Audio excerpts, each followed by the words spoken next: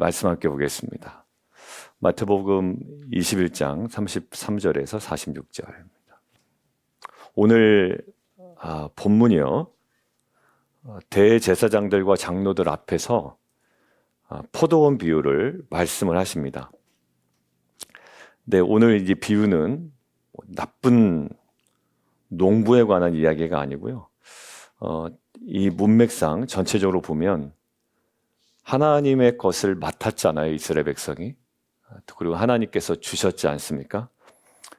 그런데 하나님께로부터 받은 이스라엘 백성이 하나님께 온전한 열매를 드리지 못할 때, 아니요, 드리지 않을 때 나타나는 신앙의 하나의 모습을 우리에게 이야기하고 있다고 생각이 듭니다.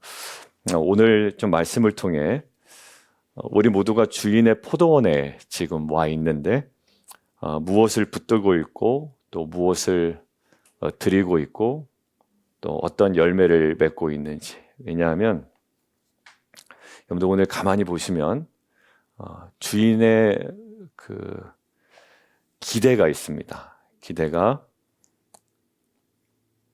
41절 그들의 입으로 이야기했죠. 그 34절에 열매가 거둘 때가 가까움에 열매를 받으려고 종들을 농부들에게 보냈습니다. 그러니까 딱 그때에 보낸 거예요. 그러니까 기대치가 있죠. 열매를 받으려고. 41절 그 사람들이 안 되니까 열매를 바칠 만한 다른 농부들에게 새를 주겠습니다. 그들이 얘기하죠. 그리고 43절 열매 맺는 백성이 받을 거다. 너희는 빼앗기고. 이렇게 얘기하잖아요. 그게 이제 자기들한테 한 얘기인 줄 이들이 압니다. 자, 어떤 열매를 맺고 있는지, 어떤 열매를 드리고 있는지 오늘 좀 함께 좀 보려고 합니다. 첫 번째요. 우리 오늘 전체적인 문맥상 하나 우리가 간과하면 안 되는 것이요. 우리는 주인이 아니라 청직이다라는 겁니다. 다 아는 이야기지만 주인이 아니다라는 사실을 꼭 기억해야 합니다. 오늘 33절에 보면 다른 한 비유를 들으라 이야기하고 한 집주인 이야기가 나옵니다. 근데 이 집주인이 한 행동이 있는데요. 포도원을 만들고요. 산 울타리로 두르고요. 거기에 집자는 틀을 만들고요. 망대를 짓고 그 다음에 농부들에게 새를 주고 타국으로 갔습니다. 다 만들었습니다. 그러니까 결국 포도원의 시작은 농부의 수고가 아니라 주인의 준비에 있었다라는 거죠. 여러분들 이사야서 5장에 하나님께서 이스라엘을 자기 포도원처럼 심으셨다라고 이야기 나오거든요. 돌을 다 제거하고 좋은 포도나무를 심고 망대를 세우고 기대를 가지고 다 돌보십니다. 그러니까 예수님 오늘 비유 이야기하시면서 어떤 걸 강조하고 싶으시냐면 포도원 네 것 아니다 이렇게 얘기하는 겁니다. 포도원 너희 것은 아니다. 여러분들 왜 이게 중요하냐면 인간의 타락은요 바로 여기서부터 시작이 되기 때문이에요. 자기 건 줄 알 때 에덴 동산의 모든 실과 모든 것들은 다 하나님께서 허락하신 것입니다. 주인은 아닌데 우리가 허락받은 거예요. 그런데 선악과는 안 된다는 얘기죠. 여러분들 그것은 무슨 말을 의미할까요? 여러분들 이런 예화를 제가 얼마 전에 들었는데 되게 그렇구나 라는 생각이 들었는데요. 교회가 이제 증축을 해야 되고 이제 사람들이 많아지니까 주차장이 모자른 거예요. 그래서 주차장을 지을 땅도 없고 그래서 옆에 있는 이제 공터 이제 거기를 좀 빌렸어야 되는데 그냥 예화인 것 같아요. 그 스님이 그 절이었든지 뭐였든지 스님이 그냥 쓰십시오 이제 이렇게 얘기한 거예요. 그런데 조건이 하나 있는데 1년에 몇 주죠? 52주잖아요. 51주는 다 사용해도 되는데 51주는 사용이 되는데 한 주는 사용을 좀 못합니다. 이렇게 얘기했던 거예요. 그래서 51주 사용하는 게 어디예요? 그래서 사용하는데 이제 한 주 사용하지 못할 때 그때가 온 겁니다. 그러니까 차를 또 멀리 대고 와야 되고 힘든 거예요. 그래서 사람들이 웅성웅성 되기 시작했습니다. 아니 왜 그 한 주는 왜 또 못 되게 돼? 이제 이렇게 되는 거죠. 그래서 이제 교회 대표자가 이제 가서 스님을 이제 만난 겁니다. 그래서 만났는데 왜 52주 중에 51주는 다 쓰게 하고 한 주는 왜 못 쓰게 합니까? 이렇게 얘기했더니 그 스님이 그렇게 얘기하는 거예요. 그렇게 해야 최소한 이 땅의 주인이 누군지는 알고 쓸 거 아니에요. 이렇게 얘기했다는 거예요. 무슨 말인지 아시겠어요? 내 건 줄 알아요. 자기 집이 내 건 줄 알고요. 자기의 자녀가 내 건 줄 알아요. 그런데 사실 내 게 아니에요. 인간이 타락할 때 에덴 동산이 자기 건 줄 알면 타락하게 되는 거거든요. 그리고 사단은 그렇게 자꾸 부추겨요. 그리고 자기 감정이 자기 주인이 돼버려요. 너 기분 나쁘잖아. 그러니까 모든 게 자기가 주인이에요. 그러면 신앙이 거기서부터 타락해요. 사울 어떻게 됐나요? 왕으로 세움받았잖아요. 그런데 그 왕권을 하나님께서 맡겨주신 걸 생각을 안 하고요. 어느 순간에 자기가 주인이 돼버려요. 그러니까 다윗을 막 따라다니죠. 그리고 하나님 말씀이 임할 때 자꾸 불편하죠. 그리고 계속 무엇을 걱정하냐면 자기 자리를 잃을까 봐 걱정해요. 여러분 그 인간의 타락한 인간의 모습이에요. 자기 자리 잃을까 봐라는 거. 여러분들 주인처럼 살면 진짜 불안한 것 같아요. 그런데 청직으로 살면 하나님 앞에 구할 수도 있고요. 겸손할 수도 있어요. 여러분들 우리도 그럴 수 있습니다. 하나님 말씀하실 때 왜 불편할까요? 하나님께서 너무 많은 걸 요구하셔서 불편한가요? 그렇지 않아요. 내가 주인 자리에 있으면 불편해요. 시간도, 내 자녀도, 재정도, 경험도, 내 사역도 다 내 것이 아닙니다. 라는 이 고백이 우리 가운데 있으면 좋겠습니다. 오늘 주인 하신 거 보세요. 포도원 다 만드셨어요. 산 울타리로 두르셨고 집자는 틀도 만들고 망대를 지었어요. 주인 따로 있어요. 우리 교회 주인도 따로 있어요.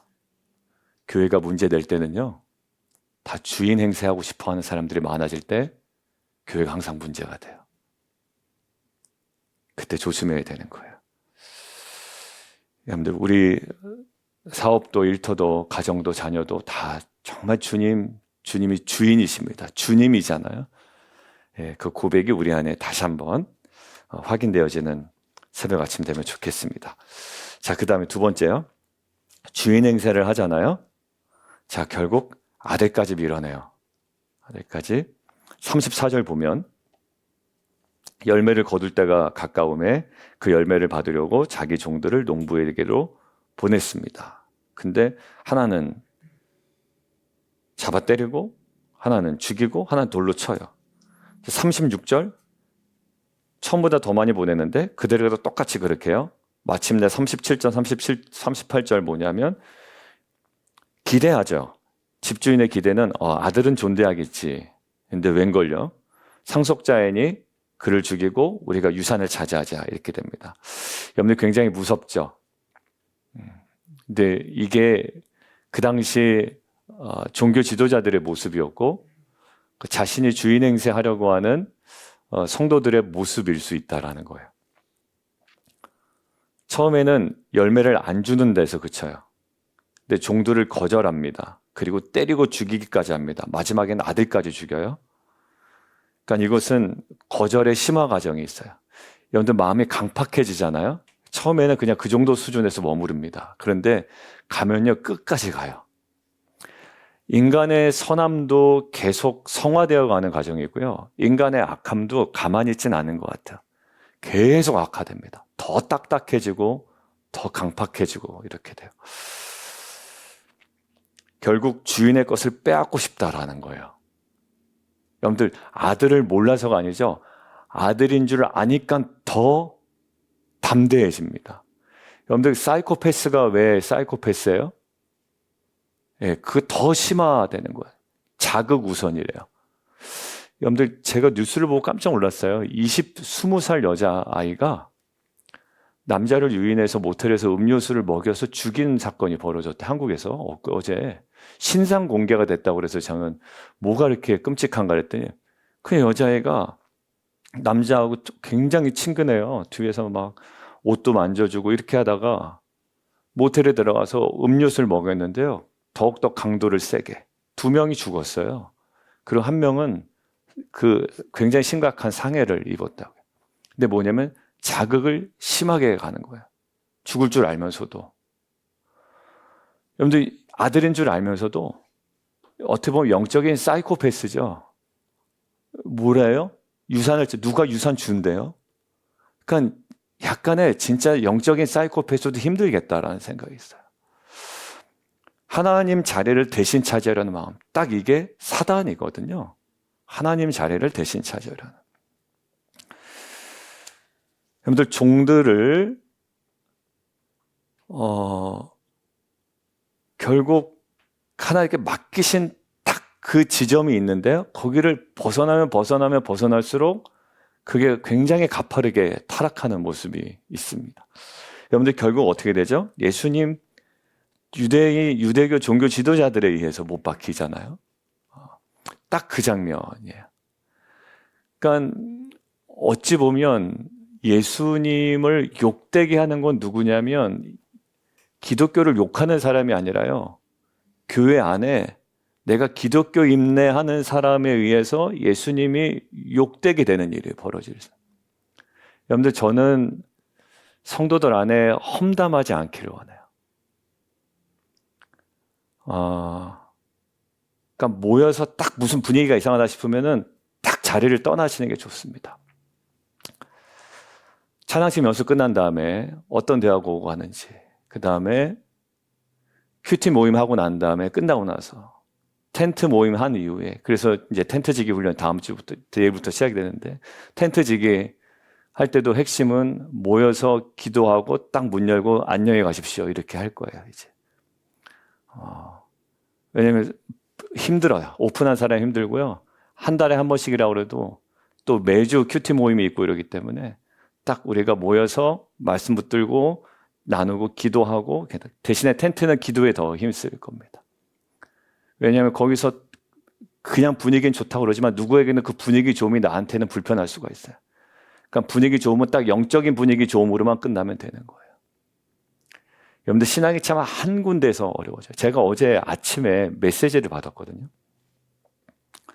목사님, 제가 주일날 이러이러한 행동을 했는데 그 장면이 생각이 나요. 했는데 그 표정과 여러 가지가 있었는데, 목사님 제가 실수한 것 같아서 죄송해서 연락을 드렸어요. 근데 제가 그 장면은 생각이 나요. 그 장면은 생각이 나는데 뭐를 실수했는지 모르겠는 거예요, 그분이 진짜로. 그래서 그들 보면서 집사님 그 장면은 생각이 나는데 제가 뭘 집사님이 실수했는지 제가 모르겠어요. 그랬더니 그럼 다행이네. 그런데 제가 물어볼 순 없잖아요.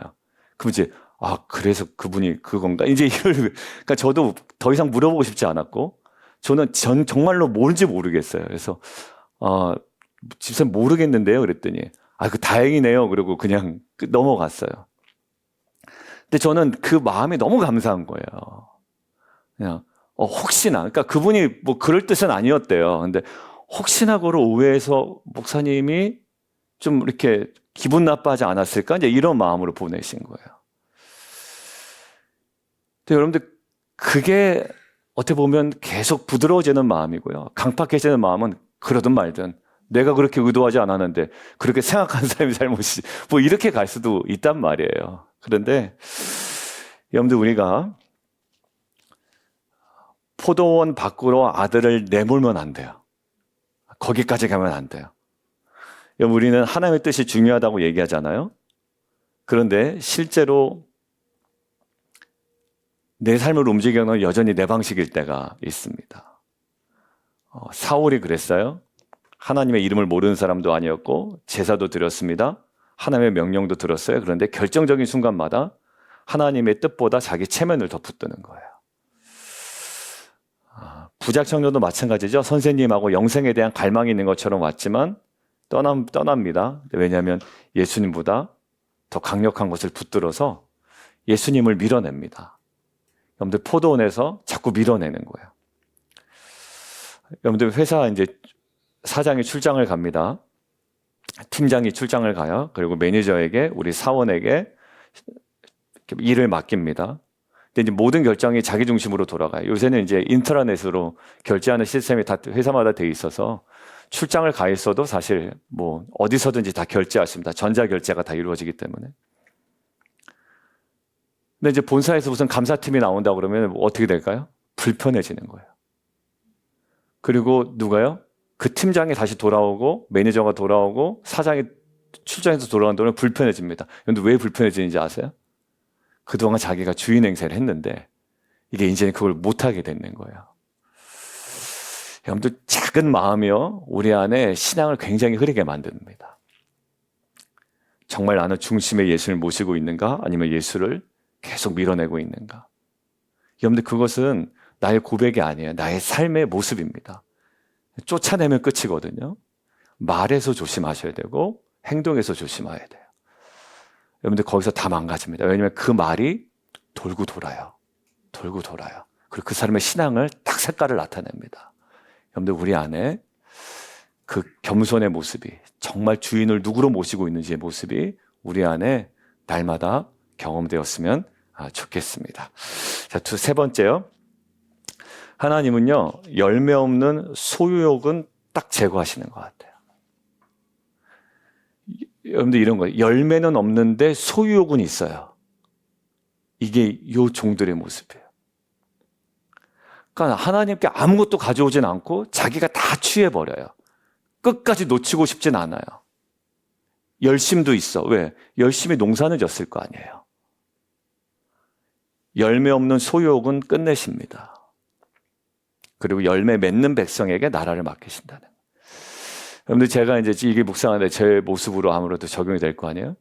사역에 열매는 없어요. 근데 사역의 영광만 얻으려고 해요. 사역자가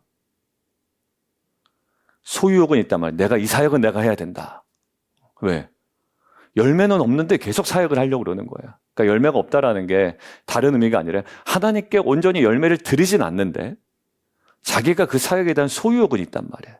왜? 거기가 좀 괜찮은 자리이거든요. 영향력 있는 자리고 사람들이 인정하는 자리이고 또 자기가 원하는 일이고 소유욕은 굉장히 강해요. 열매를 들지 못해요. 어떻게 하겠느냐 물어보잖아요. 그러니까 예수님이 대답하신 게 아니라 뭐라고 얘기하냐면 그 악한 자들을 진멸하고 포도원은 제때에 열매를 바칠 만한 다른 농부들에게 새로 줄 것입니다. 그리고 나서 43절에도 그러므로 결론이 뭐죠? 너희는 빼앗기고 그 나라의 열매 맺는 백성이 받으리라.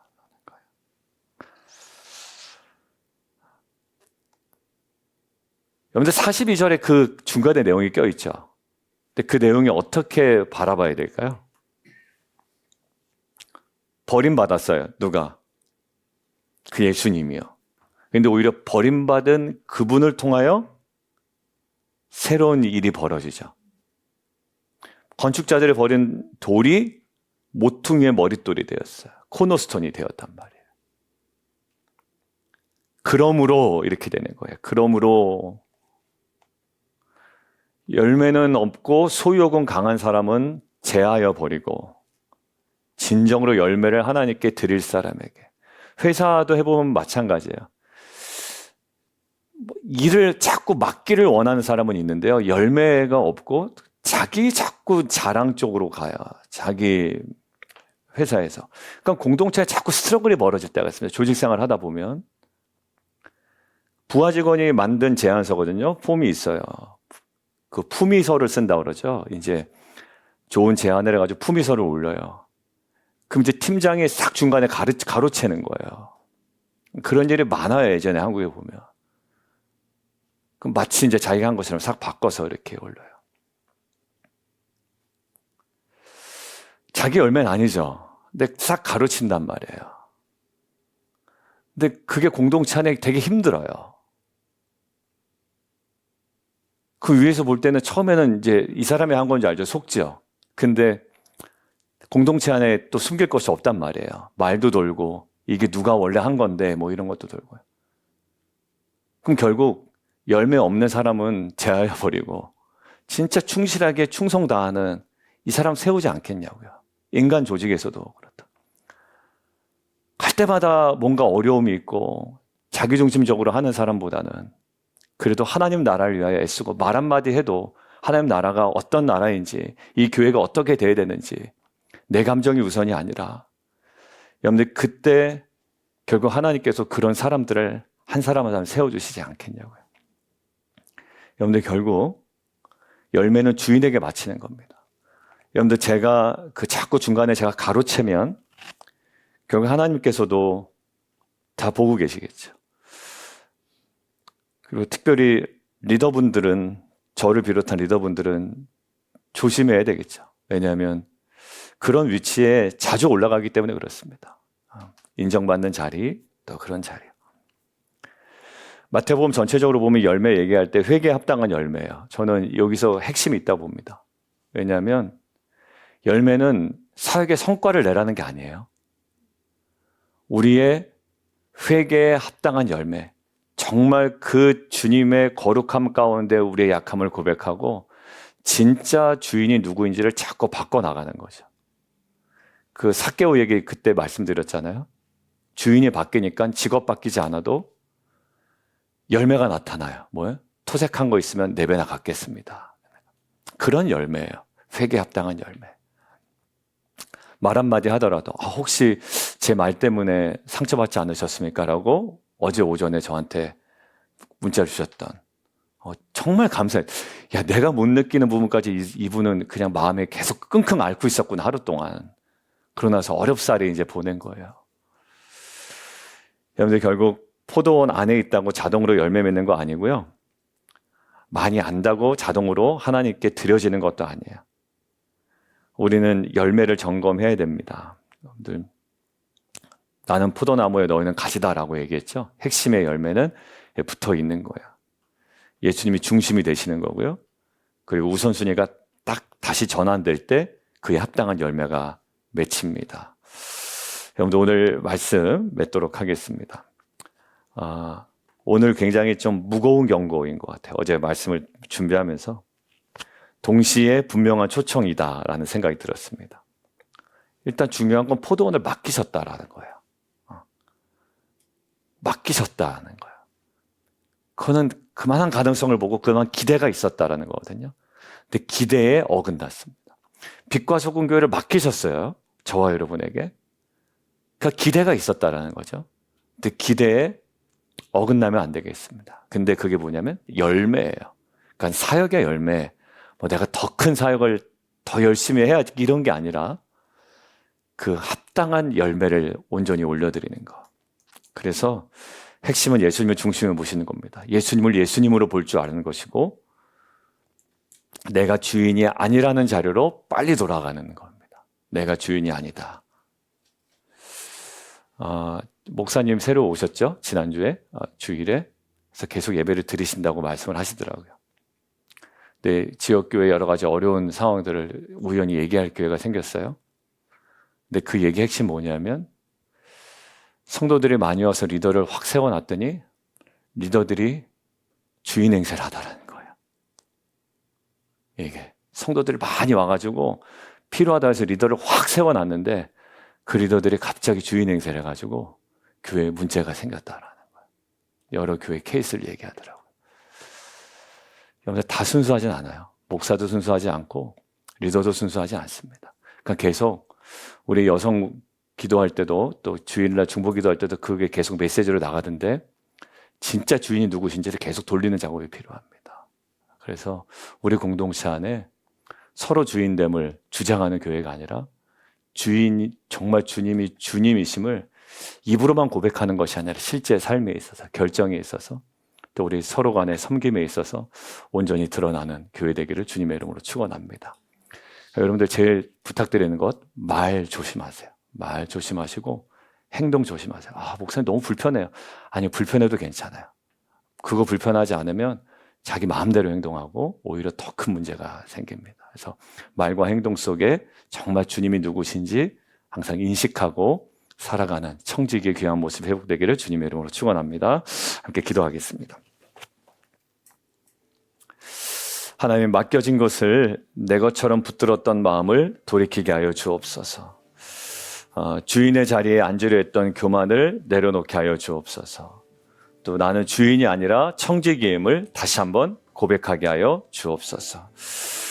우리 안에 밀어내었던 예수님을 다시 중심에 모셔드리게 하여 주시고, 또 말씀을 들으면서도 순종을 미루었던 우리의 완고한 마음이 하나님 깨어지게 하여 주옵소서. 포도원 안에 그냥 머무는 신앙이 아니라, 그리고 예수를, 아들을 밀어내는 신앙이 아니라 예배의 열매, 회개의 열매, 순종의 열매, 사랑의 열매가 우리의 가정과 교회와 사역과 삶의 자리마다 온전히 나타나게 하여 주옵소서. 이 시간 집중해서 주님, 내 삶의 주인 내가 아니라 주님이십니다. 그리고 버린 돌이